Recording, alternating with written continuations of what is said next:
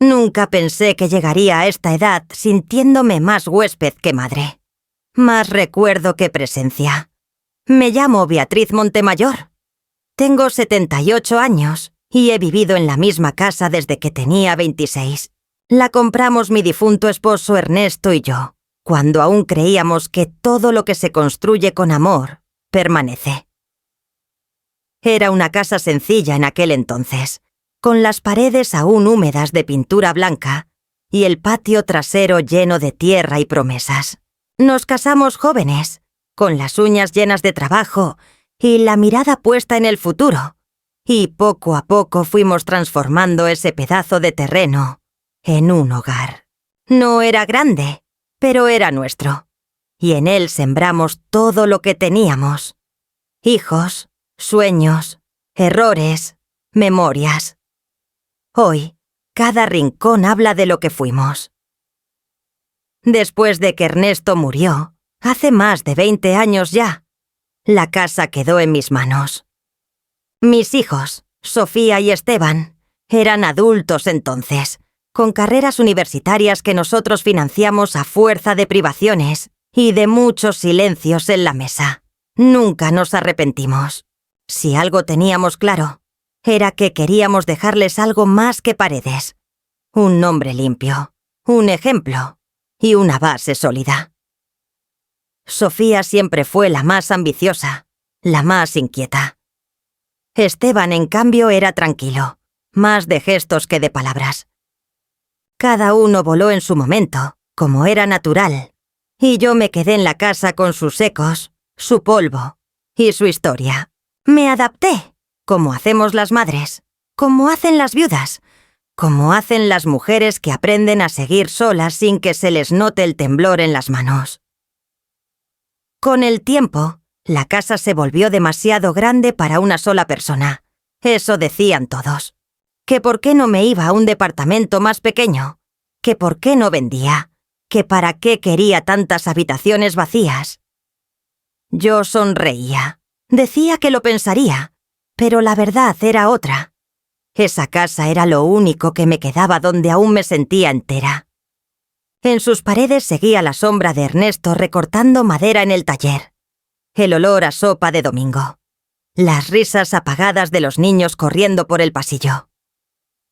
Cada grieta, cada mancha en el suelo tenía su razón de ser. La vendía y se me iba media vida. Así que me negué, con la terquedad de las viejas que han perdido demasiado para seguir cediendo. Al principio, mis hijos venían seguido. Sofía traía a sus hijos con los brazos llenos de regalos y el corazón ocupado en otras cosas. Esteban me llamaba cada semana, aunque sus visitas eran cada vez más breves. Me gustaba prepararles su comida favorita, poner la mesa con el mantel de bordado que hizo mi madre, llenar la casa de ese aroma a familia que creímos eterno.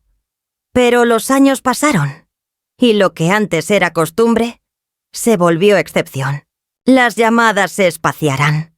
Las visitas se volvían esporádicas. Siempre había algo.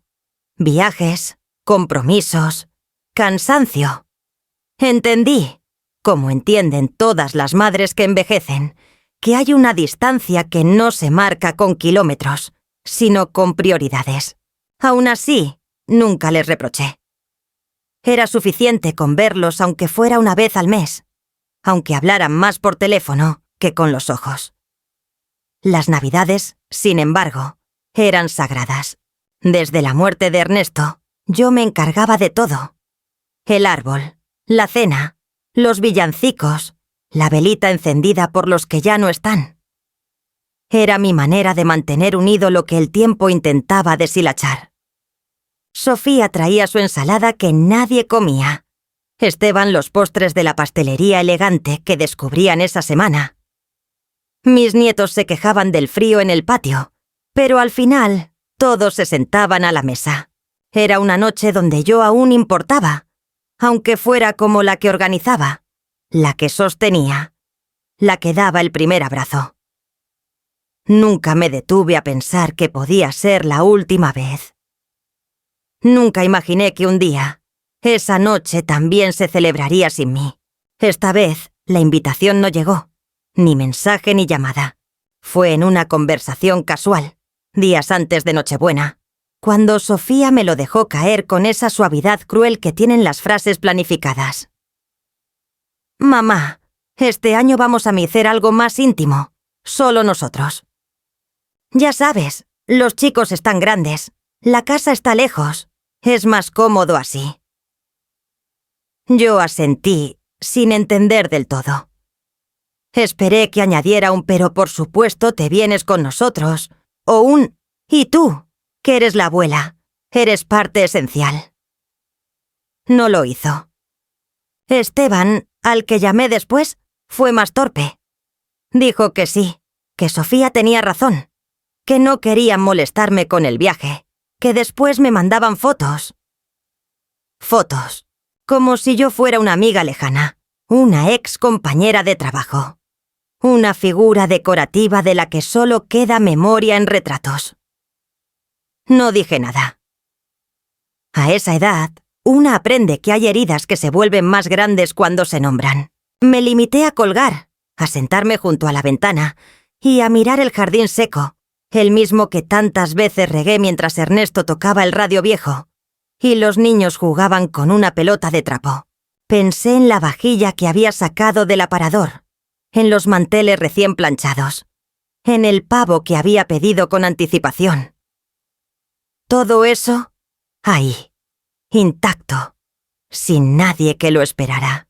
Por primera vez, la casa me pareció extraña, como si no supiera qué hacer sin la costumbre de recibir. No lloré. Las lágrimas, en mi caso, ya no salen fácil, pero algo se hundió dentro de mí. Algo que no supe ponerle nombre esa noche. Solo supe que dolía y que ya no había marcha atrás. Esa fue la primera Navidad que pasé sola. No porque no tuviera dónde ir, sino porque me dejaron fuera, por decisión, por comodidad, por indiferencia. Y en ese silencio forzado, en esa soledad no elegida, empecé a entender que no era un olvido momentáneo. Era el resultado de años de convertirse en invisible poco a poco. La mujer que crió, que pagó cuentas, que planchó camisas, que vendió sus anillos para pagar una matrícula, se había quedado sin sitio. Y lo más irónico, la casa donde se celebraban esas Navidades, esa casa cálida, llena de luces, era mía. Solo que ellos ya no lo recordaban. O peor, ya no les importaba. Habían pasado unos días desde aquella llamada, cuando Sofía me avisó que este año la cena sería diferente, más íntima, más suya. Al principio traté de racionalizarlo. Me repetí que tal vez estaba exagerando, que seguramente me llamaría más tarde para explicarme mejor, para incluirme de otro modo. A lo mejor todo era un malentendido, uno de esos errores de comunicación que ocurren en familias modernas, donde las cosas se resuelven por mensajes de voz y notas de texto apresuradas. Pero esa segunda llamada nunca llegó. En su lugar, comenzaron a aparecer señales más sutiles pero igual de claras. Esteban evitaba hablar del tema cuando lo llamaba. Los nietos no me mencionaban la Navidad. Y un día, sin querer, vi en las redes una publicación de Sofía decorando su casa. Con un árbol inmenso, luces en la escalera y la etiqueta que me clavó como alfiler. Todo listo para la gran noche con los míos. Los míos. Yo no estaba ahí. Esa palabra me dejó fría, como si me hubieran borrado de un mapa que antes me incluía. No era una exclusión accidental. Era una elección. Una que no me habían consultado. A veces, el dolor no llega con gritos ni portazos, sino con la dulzura calculada de una frase mal dicha. Esa noche me preparé una infusión. Encendí una vela en la cocina y me senté en la mecedora de Ernesto, aquella que conservaba intacta como un pequeño ritual privado. No lloré. A estas alturas, las lágrimas llegan por dentro, como humedad en las paredes que solo una conoce. Me quedé en silencio, mirando las sombras que proyectaban las luces del árbol que, de todos modos, había armado sola unas semanas antes. Pequeño, discreto, pero con cada adorno cargado de historia. Cada esfera tenía una anécdota, un año, una emoción. Ellos ya no se acordaban. O quizás no les importaba. Tal vez el problema no era el olvido, sino el reemplazo. Pensé en llamar a Carol, mi vecina y amiga desde hace décadas. Ella había perdido a su esposo hacía más de 10 años, y aunque sus hijos vivían fuera del país, nunca dejaban pasar una fiesta sin tenerla cerca, aunque fuera por videollamada, aunque fuera para incluirla en las fotos de forma simbólica. Recordé lo que me dijo una vez, sentadas en mi patio, tomando limonada. Hay hijos que creen que la familia termina donde empieza su comodidad. Entonces creí que exageraba. Hoy no me parecía tan errada. La noche del 24 llegó como llegan los temblores silenciosos. Sin aviso ruidoso, pero con consecuencias largas. Me levanté temprano, más por costumbre que por necesidad, y puse a calentar café. El cielo estaba encapotado y hacía un frío húmedo que calaba los huesos. Me puse el chal de Ernesto y recorrí la casa en silencio, apagando luces innecesarias, enderezando cojines, revisando ventanas. Todo estaba en su sitio, y sin embargo, todo se sentía fuera de lugar. Encendí la radio, más para tener compañía que por interés real, y dejé que las voces de locutores joviales inundaran la sala con canciones navideñas felices. Una ironía dolorosa. Pasaban las horas y el teléfono no sonaba. Ni un mensaje. Ni una fotografía. Ni un «pensamos en ti». Nada.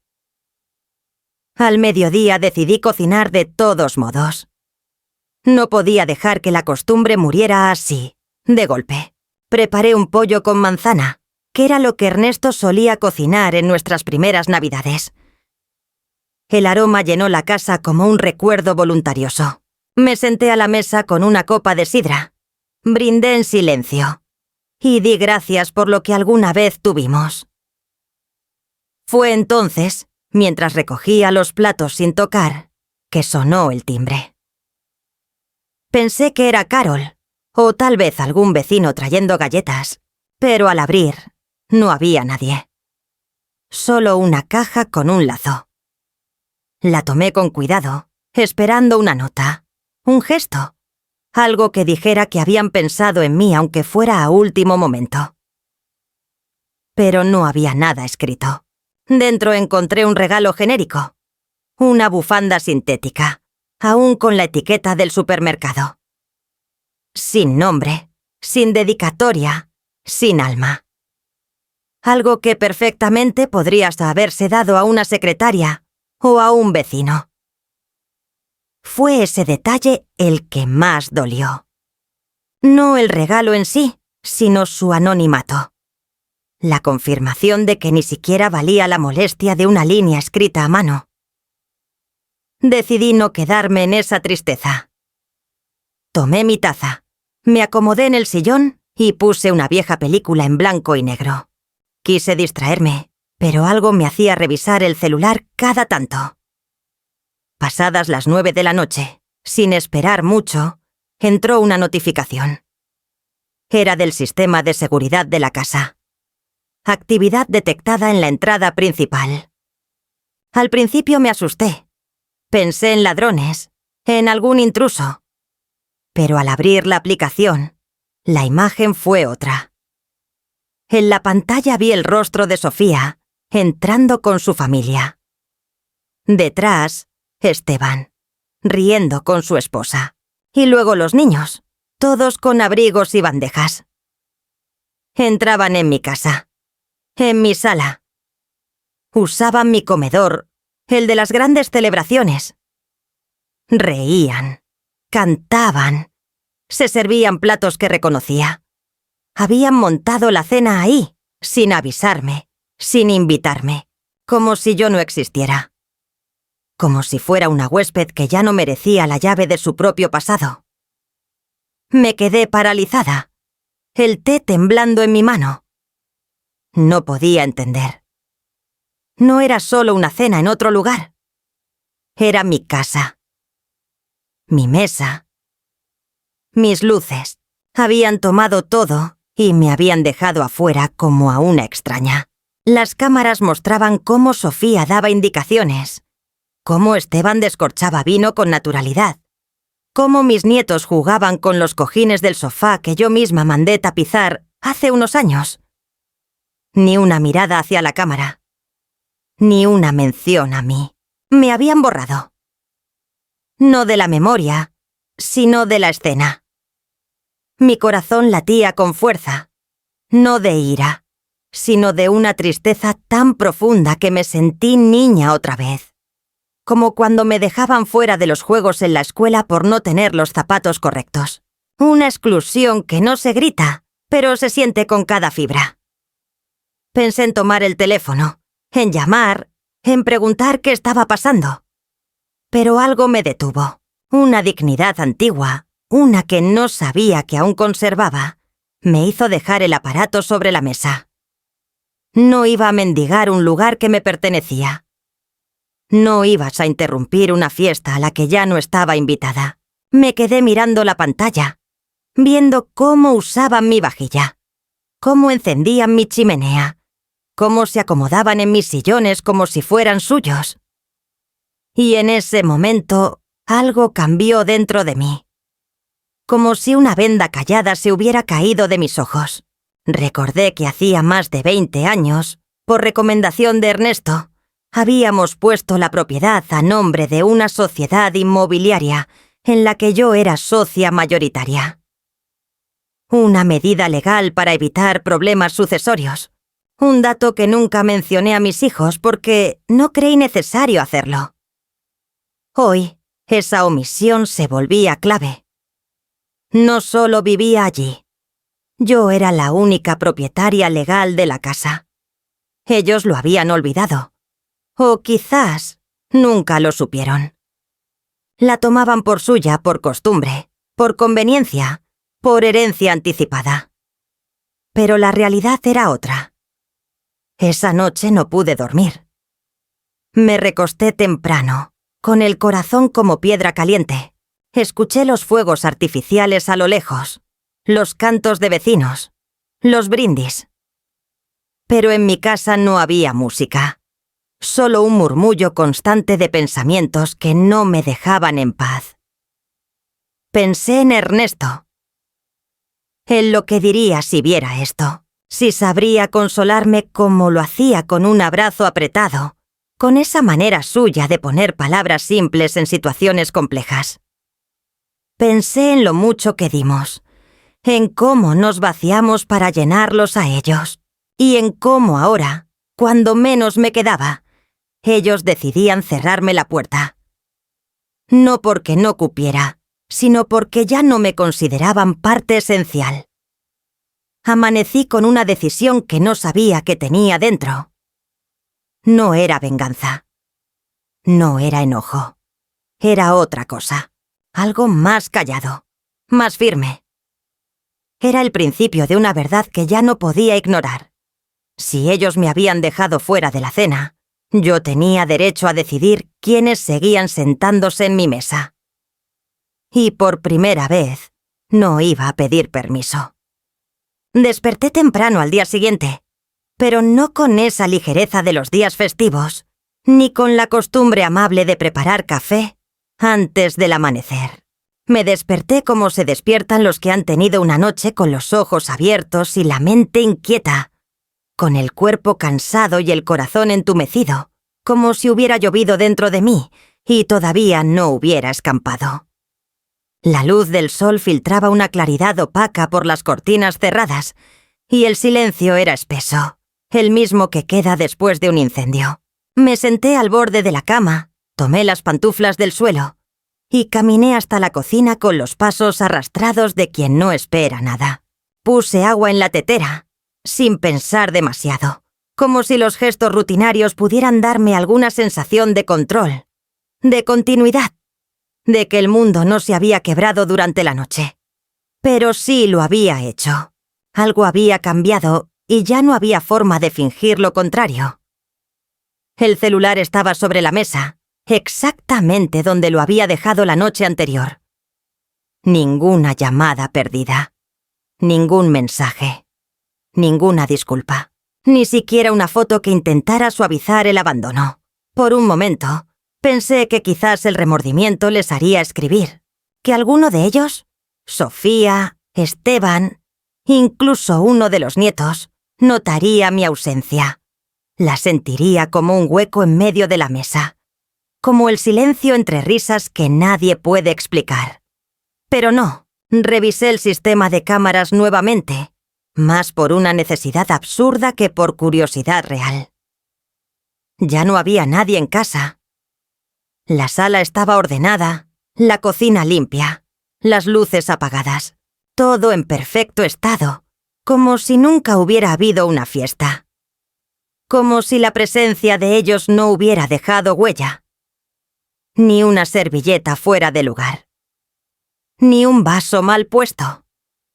Nada que delatara el banquete secreto. Me impresionó la frialdad con la que habían usado mi hogar y luego desaparecido sin rastro. Una limpieza clínica, casi simbólica. Como si yo también hubiera sido eliminada, borrada con el mismo trapo con el que pasaron sobre la mesa. Intenté tomar el desayuno, pero el pan me sabía a cartón y el té no tenía sabor. Dejé el plato a un lado y me fui a sentar al jardín. El aire estaba helado, pero no me importó. Me cubrí con el chal y me dejé envolver por el murmullo de las hojas secas. Desde ese rincón del patio, podía ver el limonero que Ernesto había plantado con sus propias manos el año en que nació Esteban. Me vi a mí misma, más joven, colgando ropitas en el cordel mientras Sofía gateaba por el césped. Todo parecía tan lejano, tan ajeno. ¿En qué momento se habían disuelto las promesas familiares? ¿Cuándo fue que pasé de ser el centro de la casa a convertirme en una figura decorativa, como un jarrón bonito que se guarda en una vitrina, pero nunca se usa? Esas preguntas me daban vueltas en la cabeza sin respuesta. No era enojo lo que sentía, o al menos no solamente. Era una decepción profunda, una herida muda que no sangraba pero dolía al respirar. A mediodía sonó el teléfono. Era Carol. Con su voz de siempre, tan cálida como un abrazo. «¿Cómo te fue anoche?», preguntó sin rodeos. Dudé. Por un momento pensé en mentir, en inventar que todo había salido bien, que la cena había sido íntima y tranquila. Pero no tenía fuerzas para fingir. Le conté la verdad, entera, sin adornos, la llamada de Sofía, la falta de invitación, el mensaje indirecto, la caja anónima con la bufanda sintética, las imágenes de las cámaras, la cena celebrada en mi propia casa sin mí. Carol guardó silencio unos segundos y luego me dijo algo que nunca había querido escuchar, pero que en ese momento me golpeó con la fuerza de lo inevitable. «Ya no te tienen en cuenta, Bea. No porque no te quieran, sino porque creen que ya no importa. Te dejaron de mirar hace tiempo. Tú solo te estás dando cuenta ahora». Esa frase se me quedó grabada como un eco persistente. Dejaron de mirarte. Me la repetí mientras caminaba por la casa, observando con otros ojos todo lo que había sido mío, y que, de algún modo, habían empezado a considerar suyo.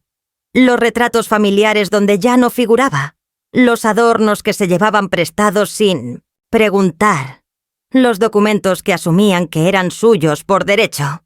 Fui al cuarto de Ernesto, el que mantenía como pequeño despacho, y abrí la gaveta donde guardábamos los papeles importantes.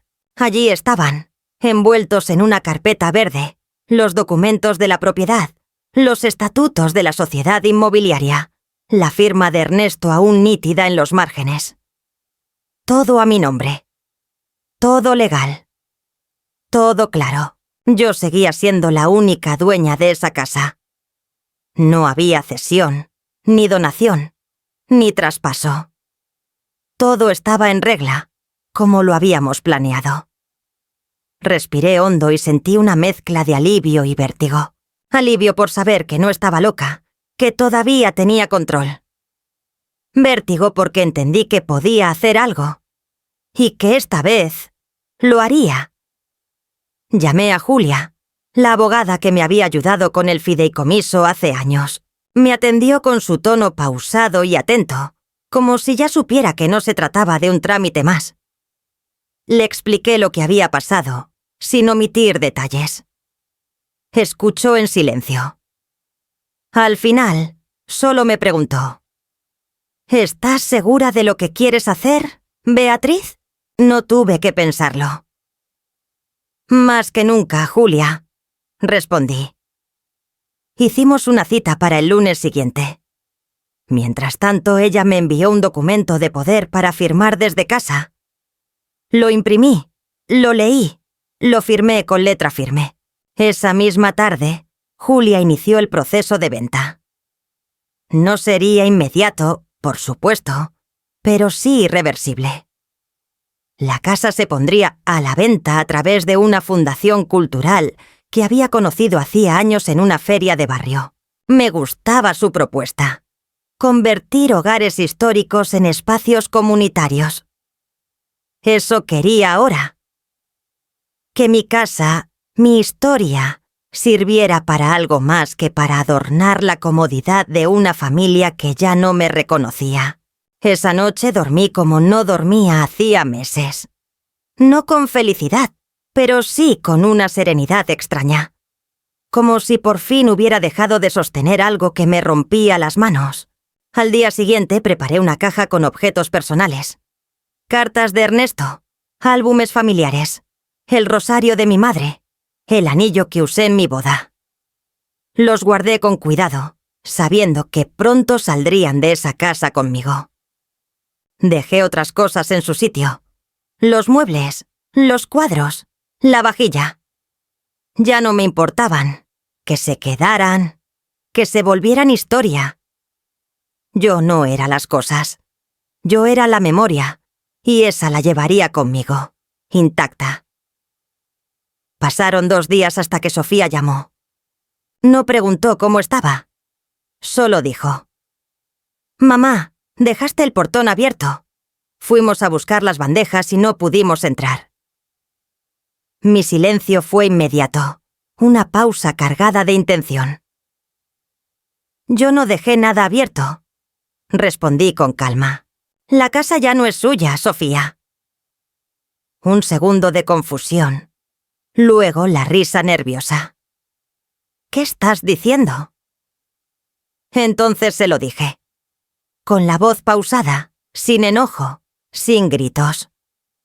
«La casa está en venta. Ya no me interesa vivir donde ya no se me espera». El silencio al otro lado fue absoluto.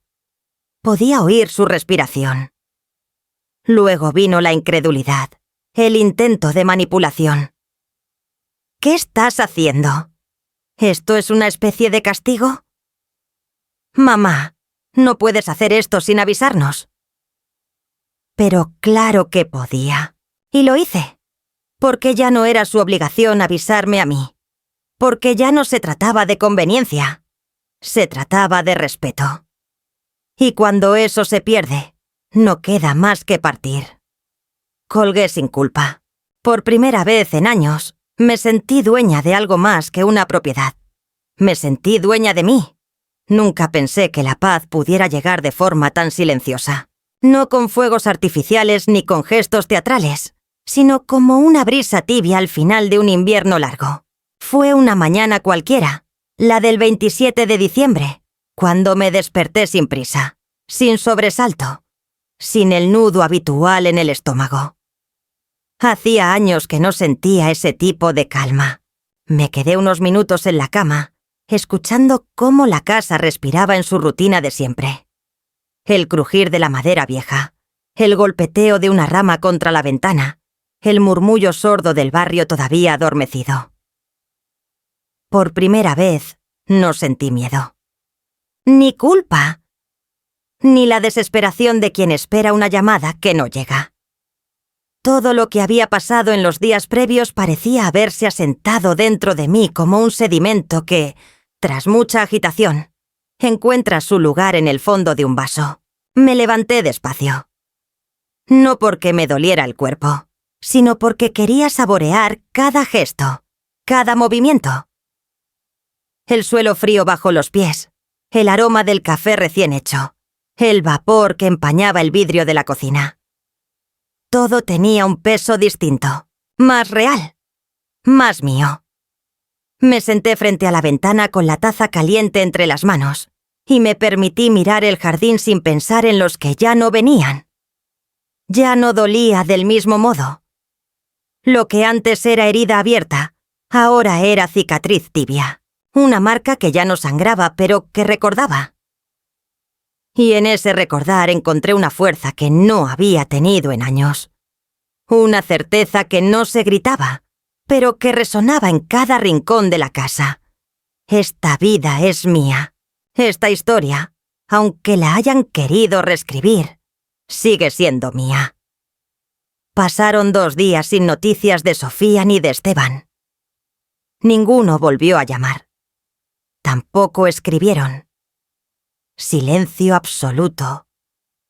Un silencio que, lejos de dolerme, me pareció revelador, como si finalmente todo se colocara en su sitio. Si no podían acercarse después de lo que les dije, si no eran capaces de reconocer la magnitud del gesto, entonces yo había hecho lo correcto. Esa ausencia hablaba más claro que cualquier excusa. La falta de disculpa, de curiosidad, de interés, confirmaba lo que ya sabía. No me veían como una madre, ni siquiera como una persona. Me veían como un obstáculo, como una reliquia incómoda, como un escalón necesario que ya no sabían cómo disimular. Y esa idea, en lugar de quebrarme, me fortaleció. Esa misma tarde volví a hablar con Julia. Me confirmó que la venta estaba en curso. Ya habían contactado a la Fundación Cultural y los primeros pasos estaban dados. Se trataba de una organización sin fines de lucro que recuperaba casas antiguas para convertirlas en centros de lectura, espacios de talleres, actividades para adultos mayores. Justamente lo que yo habría querido si alguien me hubiera preguntado cómo quería ser recordada.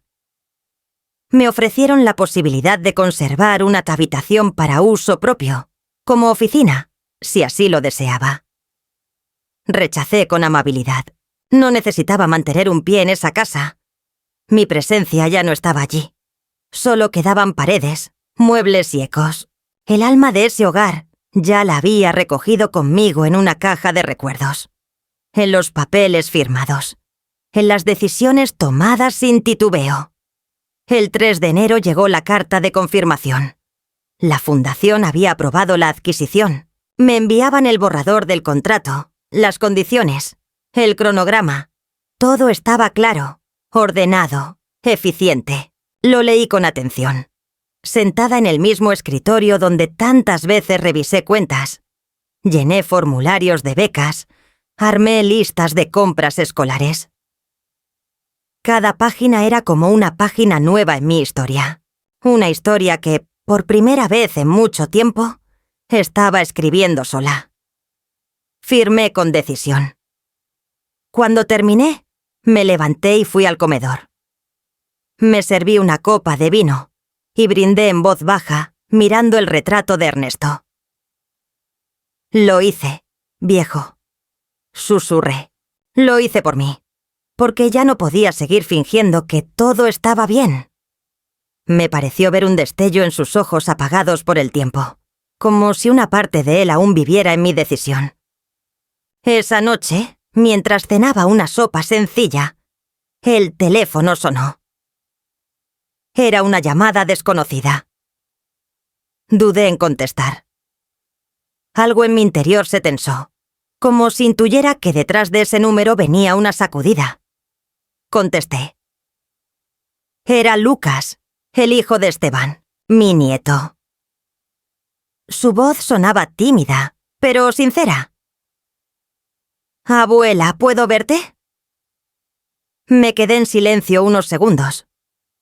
No porque no quisiera, sino porque no esperaba ese gesto. Claro, mi amor, dije por fin. Cuando tú quieras. Me dijo que pasaría al día siguiente, solo, que necesitaba hablar conmigo.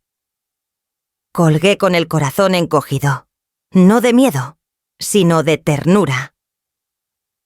Tal vez no todo estaba perdido. Lucas llegó a las 11 de la mañana, alto, delgado, con esos ojos oscuros que heredó de su abuelo. Llevaba un abrigo demasiado grande y un cuaderno bajo el brazo. Me abrazó con una timidez torpe, como si no supiera si podía hacerlo. Le serví té. Nos sentamos en el salón. No dijo nada durante varios minutos.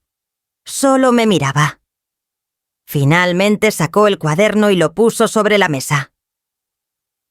Estoy escribiendo un proyecto para la escuela. Un ensayo sobre los lugares que cuentan historias. Y pensé en esta casa. En ti. No supe qué decir. Me limité a escuchar. Papá y tía Sofía no hablan mucho de ti. Solo dicen que estás en tus cosas. Pero yo sé que esta casa fue tuya. Que tú la construiste. Quiero escribir sobre eso. Quiero que me cuentes tu historia. La emoción me tomó por sorpresa. Me sentí reconocida. Vista. No por quien debía, quizás, pero sí por alguien que aún sabía mirar. Le conté. Desde el principio. Cómo conocí a Ernesto. Cómo compramos la casa. Cómo criamos a sus padres. Cómo cada ladrillo tenía un nombre, un esfuerzo, una renuncia.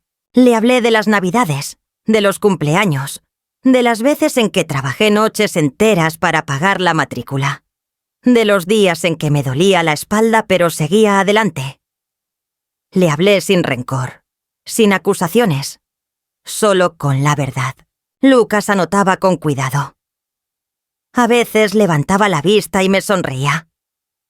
A veces sus ojos se humedecían. Cuando terminé, me dijo: «Gracias. Esta historia merece ser contada». Se quedó un rato más. Me ayudó a ordenar cajas, a embalar algunos libros. Me pidió permiso para tomar algunas fotos. Le dije que sí. Antes de irse, me abrazó fuerte. «Voy a venir a verte más seguido», dijo. Y yo creí en sus palabras. No como promesa, sino como acto de reparación. No podía recuperar lo perdido, pero podía empezar de nuevo desde otro lugar. Esa tarde, mientras ponía orden en el armario, encontré una caja que no recordaba. Dentro había cartas antiguas. Una de ellas, escrita por Ernesto poco antes de morir, me arrancó una sonrisa triste. Si algún día te sientes sola, recuerda que tú construiste este hogar. Y eso nadie te lo puede quitar. Ni el tiempo, ni el olvido. Cerré los ojos y sentí su presencia. No en la casa, sino en mí. En los días siguientes, empecé a organizar mi mudanza. No llevaba muchas cosas, solo lo necesario. Lo que tenía valor real. Una maleta con ropa, una caja con fotos, otra con libros, un florero de cerámica azul que mi madre me había regalado cuando me casé. Todo lo demás lo dejé. No por desapego, sino porque sabía que mi vida no estaba en los objetos, sino en lo que había vivido, en lo que estaba por vivir. El nuevo departamento era pequeño, pero luminoso. Cerca de una biblioteca, con vista a un parque. Me gustaba el sonido de los niños jugando, el bullicio de la vida que no se detiene. Era un nuevo comienzo. No uno épico, sino sencillo. El tipo de inicio que no necesita anuncio, solo decisión. Cuando por fin cerré la puerta de mi antigua casa por última vez, no lloré. La miré por fuera, con respeto.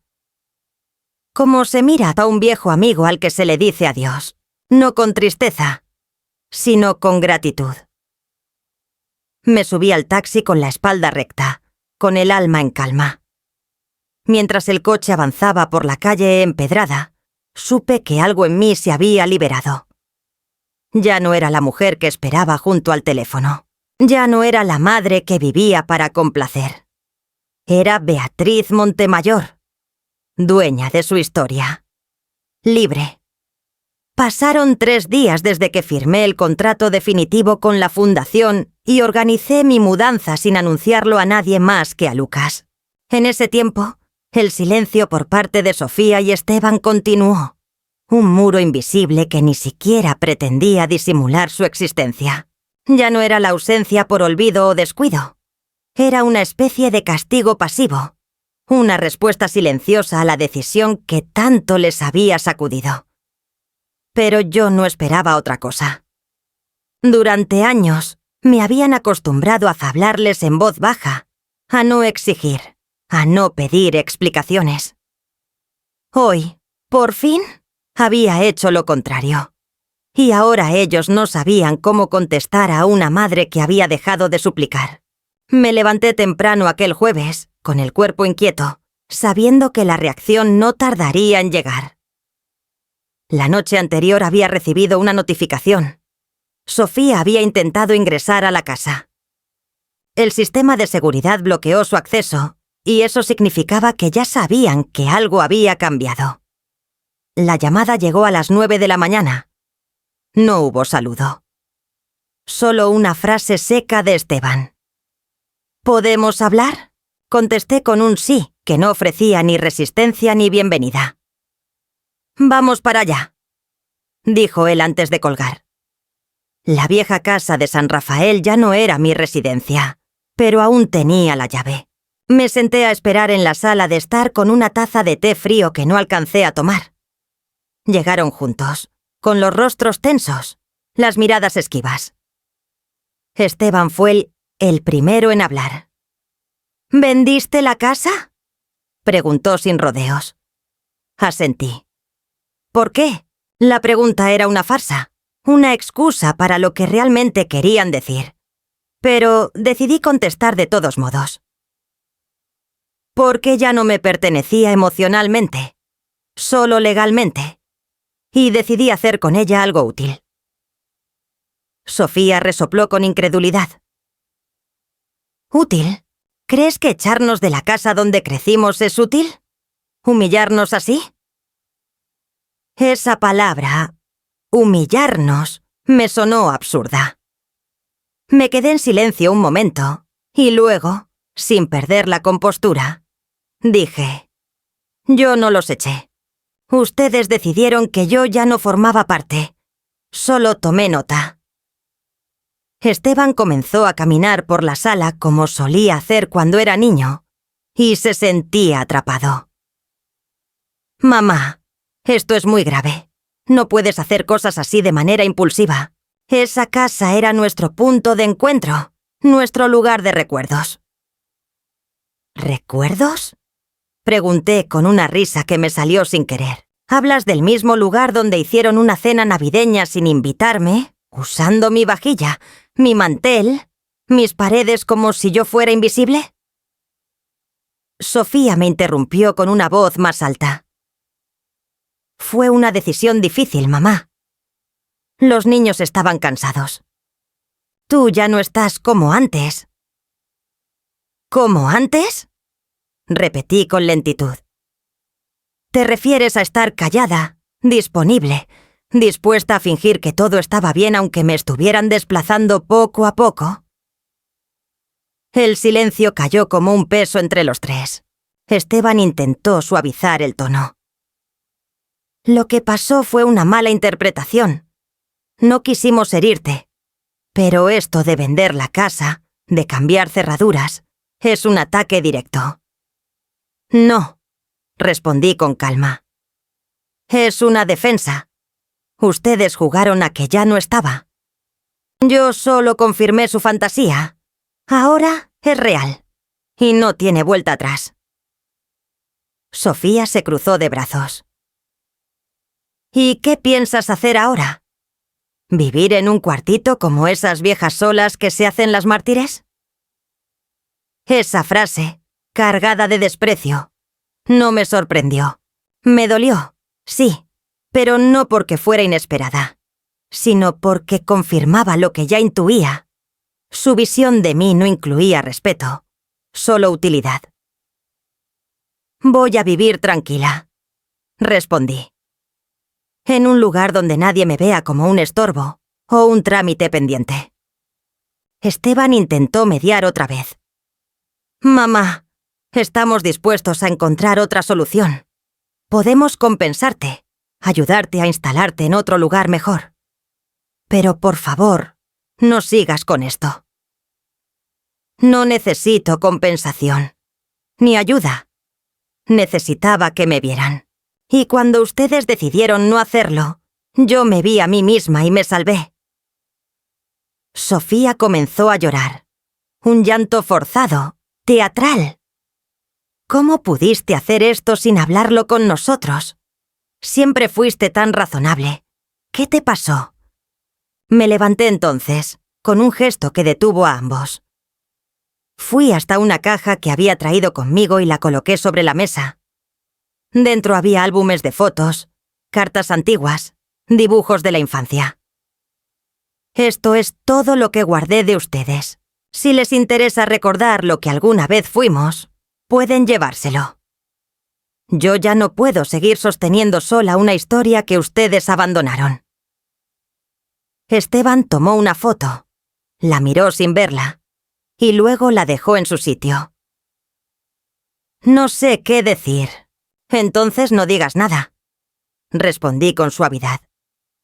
Solo aprende a escuchar, porque esta vez es mi voz la que importa. Sofía se limpió las lágrimas con rabia. ¿Y Lucas? ¿También le llenaste la cabeza con tus historias de víctima? Lucas vino solo, le dije. Y me pidió que le contara quién fui. No necesitó que lo convenciera. Él vio lo que ustedes no supieron mirar. Es un niño, dijo ella con desdén. Y aún así, tuvo más madurez que ustedes, respondí sin alterarme. Esteban se quedó quieto. ¿Entonces ya está? ¿No hay nada más que hablar? Para ustedes, probablemente no, dije. Para mí, hay un futuro. Uno en el que puedo respirar sin miedo a ser ignorada. Sofía se acercó a la puerta. Espero que estés feliz con lo que lograste, dijo con veneno. Estoy en paz, contesté. Y eso vale más que cualquier herencia. Salieron sin despedirse. Cerraron la puerta con más fuerza de la necesaria. Me quedé de pie unos minutos, escuchando el eco del portazo. No lloré, no temblé. Me senté de nuevo, tomé la taza de té ya fría y la bebí con la tranquilidad de quien sabe que ha tomado el único camino posible. Afuera, el sol comenzaba a bajar. El jardín de la nueva casa, pequeño pero vivo, se llenaba de sombras suaves. Me sentí ligera. Me sentí libre. Y por primera vez en mucho tiempo, me sentí completa. Ya no era la madre complaciente. Ya no era la mujer borrada de las fotos. Era yo, Beatriz. Y eso, al fin, era suficiente. El domingo siguiente amaneció gris, con una lluvia fina que apenas se atrevía a mojar, como si el cielo dudara entre quedarse callado o llorar de una vez. Yo había dormido poco. No por angustia ni insomnio, sino por una especie de alerta interior que me mantenía despierta, como quien espera que algo ocurra, aunque no sepa exactamente qué. Tomé mi desayuno en silencio, mirando cómo las gotas resbalaban por el cristal de la ventana. Era una de esas mañanas en que una presiente que el mundo se va a mover un poco más fuerte de lo habitual. No me equivoqué. A las 11:20, el timbre sonó. Sabía que eran ellos. No hacía falta mirar por la mirilla ni confirmar por las cámaras. Había algo en ese sonido, en la manera decidida pero controlada con la que fue presionado el timbre, que delataba la presencia de quienes llegan no por afecto, sino por cálculo. Abrí la puerta con la serenidad que había entrenado toda la semana. Sofía y Esteban estaban ahí, impecables, vestidos de forma formal pero no exagerada, como si quisieran parecer respetuosos sin parecer desesperados. La primera en hablar fue Sofía, con una sonrisa que no alcanzaba los ojos. ¿Podemos pasar? Asentí, no por cortesía, sino porque sabía que había llegado el momento de cerrar ese capítulo. Los hice pasar a la sala. Ofrecí té, por protocolo, aunque sabía que no venían a beber ni a charlar. Rechazaron. Se sentaron uno frente al otro, como si hubieran ensayado la postura, el tono, las frases. Esteban comenzó, con la voz más suave que la última vez. Hemos estado pensando, y creemos que todo esto se ha salido un poco de control, que quizá podríamos reconsiderar algunas cosas. Hablar con la fundación. Detener la venta. Reorganizar. Me limité a escucharlo, sin interrumpir, sin reaccionar. Sabemos que te dolió la Navidad. Lo entendemos ahora. Y queremos arreglarlo. Esta familia no puede seguir fragmentada. No es bueno para nadie. Entonces habló Sofía, más directa. Mamá, tú siempre fuiste el pilar de esta casa. Y lo sigues siendo. Pero necesitamos que reconsideres la venta. Esa casa no es solo un bien inmueble. Es parte de nuestra historia. Y no creemos justo que decidas sola algo que nos afecta a todos. Me incliné hacia adelante, con los codos sobre las rodillas, y los miré a los dos. ¿Quieren que detenga la venta? Asintieron. ¿Que cancele el contrato? ¿Que vuelva a la casa? ¿Que actúe como si todo esto no hubiera pasado? Sofía se removió en el asiento. Queremos arreglarlo. Volver a ir a empezar. No se puede volver a empezar, dije. Solo se puede seguir, y yo ya seguí. Ustedes solo vienen ahora porque perdieron el control. No por amor. No por respeto. Vienen porque se dieron cuenta de que no pueden seguir usando lo que no les pertenece. Esteban se tensó. Eso no es justo. ¿Ah, no? Pregunté sin alterar el tono. ¿Qué fue justo de lo que hicieron ustedes? ¿Sentarme fuera de la cena navideña? ¿Entrar a mi casa sin avisar? ¿Celebrar sin mí como si yo hubiera muerto? ¿Eso fue justo? Sofía desvió la mirada. Fue un error. Nos dejamos llevar. Pero estamos aquí, tratando de corregirlo. No están aquí para corregir, respondí. Están aquí para recuperar. Pero ya no hay nada que recuperar. Yo no soy un bien en disputa. No soy una propiedad emocional. Y esa casa tampoco lo es. ¿Entonces, no vas a dar marcha atrás? Preguntó Esteban, ya sin fingir cordialidad. No, dije con firmeza. Esto se terminó. Ustedes decidieron quién era prescindible, y ahora viven con esa decisión. Yo me tomé el derecho de decidir también, y no voy a cambiarlo. Sofía se puso de pie. Esto va a destruirnos. Lo sabes, ¿verdad? No, dije. Esto va a liberarnos de una mentira que sosteníamos por costumbre. Ustedes no me querían cerca, solo me necesitaban cerca. Ahora que ya no estoy disponible, descubren que tampoco saben quererme. Eso no es culpa mía. Hubo un largo silencio. Esteban bajó la mirada. Sofía seguía de pie, temblando levemente. Por un momento pensé que lloraría, pero no. Solo se giró hacia la puerta. «Espero que esto te haga feliz», dijo.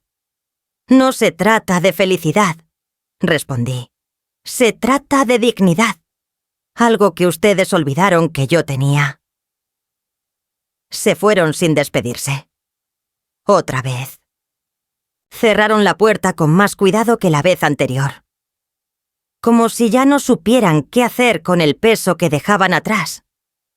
Me quedé sola en la sala, pero no me sentí sola.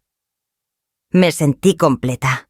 Por primera vez en décadas, había dicho lo que necesitaba decir, sin adornos, sin excusas, sin miedo.